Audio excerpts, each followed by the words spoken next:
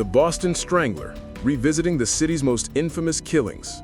True crime documentary. The apartment was silent, too silent. The kind of silence that makes the air feel heavy, like it's holding its breath. A police officer pushed open the door of a small Boston flat on January 4, 1964. The smell hit first, something sour and still. Then came the sight that would haunt the city for years. A woman lay on her bed, her body twisted, a stocking tied tightly around her neck in a perfect bow. It looked almost neat, almost careful, as if whoever did it wanted to leave a message. The officer froze. This wasn't the first time he had seen something like this. It was the same pattern, the same cruel signature. Another woman, another home, another life taken. The Boston Strangler had struck again. Outside, the winter wind howled through the narrow streets. Reporters were already gathering, their cameras flashing as neighbors whispered in fear. No one felt safe anymore. Women locked their doors, double-checked their windows, and jumped at every sound. The city that once felt friendly and open now felt like a trap. But who was he? How could someone move so quietly, so easily through Boston's neighborhoods, leaving behind no clues except fear? The police had no answers. They had suspects, yes, but no proof. And the killer seemed to be watching, waiting, always one step ahead. As the detectives searched the apartment, one of them noticed something strange. The killer hadn't broken in. There were no signs of forced entry. That meant the victim had let him in. She must have trusted him. Maybe he looked harmless. Maybe he smiled. Maybe he said he was from the maintenance office or the gas company. The thought made the detective's stomach twist. If the killer could trick his way inside once, he could do it again. And he did. Over the next months, more women were found, each one strangled, each one left in her own home. The newspapers gave him a name, the Boston Strangler. The city's fear turned into panic. Women stopped answering their doors, some even moved away. But the Strangler didn't stop. He seemed to enjoy the attention, the headlines, the terror. Each new murder was like a message to the police. You can't catch me. Then one night, a young woman named Mary Sullivan was found dead in her apartment. She was only 19. The same pattern, the same bow, but this time, something felt different. The killer had left behind a few small clues, a fingerprint, a hair, a few fibers. It wasn't much, but it was something. The police worked day and night, chasing every lead. They questioned hundreds of men, followed every rumor, and searched every corner of the city. Still, the Strangler stayed hidden. Then a name began to surface, Albert DeSalvo, a man with a troubled past, known for breaking into homes and pretending to be a repairman. He wasn't a murderer, at least not yet, but something about him made detectives uneasy. When DeSalvo was finally caught for another crime, he began to talk. He told stories that sounded too real, too detailed, too close to the truth. He described the victims, their homes, the way he tied the knots. He said he was the Boston Strangler. But there was a problem. There was no physical evidence linking him to the murders. No fingerprints, no DNA, no witnesses, just his words. Was he telling the truth or just trying to make himself famous? The city wanted answers. The families wanted justice. The police wanted to believe they had their man. But deep down, some detectives weren't sure. As DeSalvo sat in his cell, he smiled faintly and said, "They'll never really know, will they?" And maybe he was right, because even after his confession, strange things kept happening. New reports came in, new stories. Some said the Strangler was still out there. Others said there had been more than one. The truth was tangled, hidden beneath fear, lies, and confusion. And as the city tried to move on, one question refused to fade. Was Albert DeSalvo really the Boston Strangler? Or had the real killer been watching all along, blending back into the crowd, waiting for the world to forget? The answer was closer than anyone imagined. But before the truth could come out, something shocking happened inside the prison walls, something that would change everything. The sound of shouting echoed through the prison halls. Guards ran toward the noise, their boots slamming against the concrete floor. Inside one of the cells, Albert DeSalvo lay motionless on the ground. Blood stained his shirt. His cellmate stood frozen, eyes wide with shock. The man who claimed to be the Boston Strangler was dead. The news spread fast. Reporters rushed to the prison gates, cameras flashing, voices shouting questions no one could answer. How did he die? Who killed him? And most of all, did he take the truth with him? The official report said DeSalvo had been stabbed to death by another inmate, but many people didn't believe it. Some thought he had been silenced, others whispered that he knew too much, that maybe he wasn't the real killer after all. Boston was left with more questions than answers. The murders had stopped, yes, but the fear never really went away. People still looked over their shoulders, still locked their doors twice at night. The name Boston Strangler had become a ghost that haunted the city. Detective Phil Donattle, one of the men who had worked the case from the beginning, couldn't let it go. He had spent years chasing the Strangler, studying every crime scene, every photograph, every report, and something about DeSalvo's confession didn't sit right with him. DeSalvo had described the murders in detail, but some of those details were wrong. He mixed up names, addresses, even the order of the killings. It was as if he knew some of the story, but not all of it. Donattle began to wonder, had DeSalvo learned about the murders from someone else? Maybe from the newspapers, or even from the real killer himself? He started digging again, going back through old files, old evidence. He visited the families of the victims, asking questions that reopened old wounds. Some families believed DeSalvo was guilty. Others were sure he wasn't. One woman, the sister of a victim, told him something that made his heart race. Albert DeSalvo came to our house once. He said he was measuring for new windows. My sister let him in. That detail matched the killer's pattern perfectly. He often pretended to be a repairman or salesman to get inside. But still, there was no proof he had killed anyone. Years passed. The case grew cold. The city moved on, but the legend of the Boston Strangler never faded. Books were written, movies were made, and people argued about what really happened. Then, decades later, science caught up with the mystery.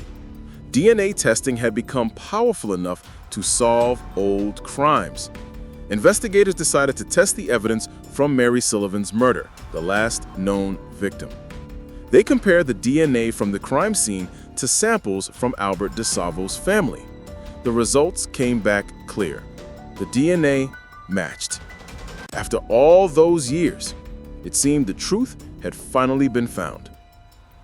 Albert DeSalvo was the Boston Strangler. Or was he? Some experts still weren't convinced. The DNA only linked him to one murder, not all 13. Could there have been more than one killer? Maybe a copycat. Maybe someone who used the fear to hide their own crimes. Detective Donatale had passed away by then, but his notes told a story of doubt. He had written, "I believe DeSalvo killed some of them, but not all." The idea was chilling. If he was right, that meant another killer had walked free, hidden in plain sight while DeSalvo took the blame. And there was something else, something the public never knew. Before his death, DeSalvo had told a friend in prison that he was going to reveal the whole truth. He said he had written everything down, every detail, every name. But when guards searched his cell after his death, the papers were gone. No one ever found them. Some say they were destroyed. Others believe someone took them to keep the truth buried forever. The mystery only deepened. Even today, people in Boston still talk about the case. Some remember the fear, the headlines, the way the city changed.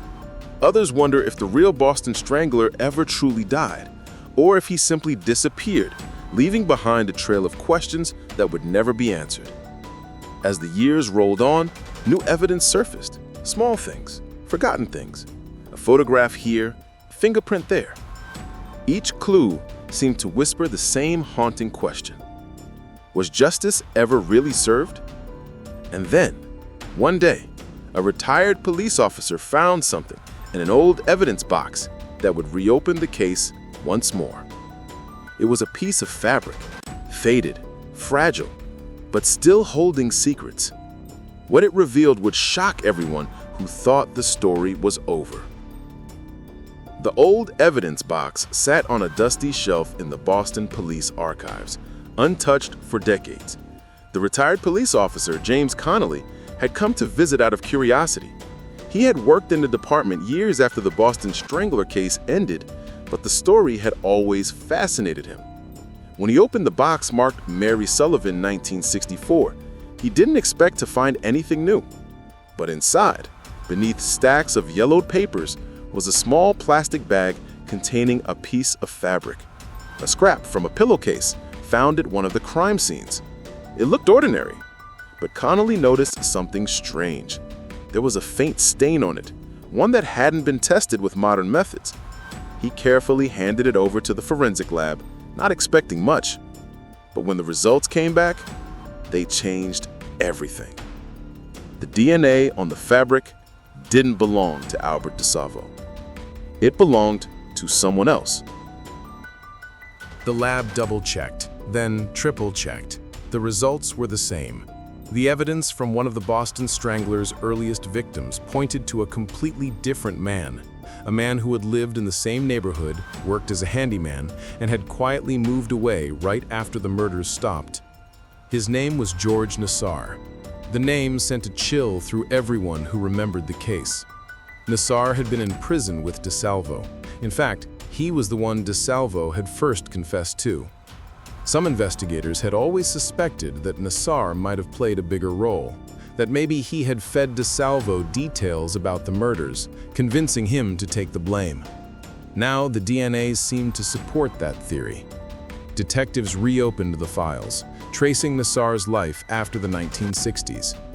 He had been in and out of prison for violent crimes, but had never been charged with murder. When reporters tried to reach him, he refused to talk. "I had nothing to do with it," he said once, his voice calm but cold. DeSalvo wanted fame. "I just listened."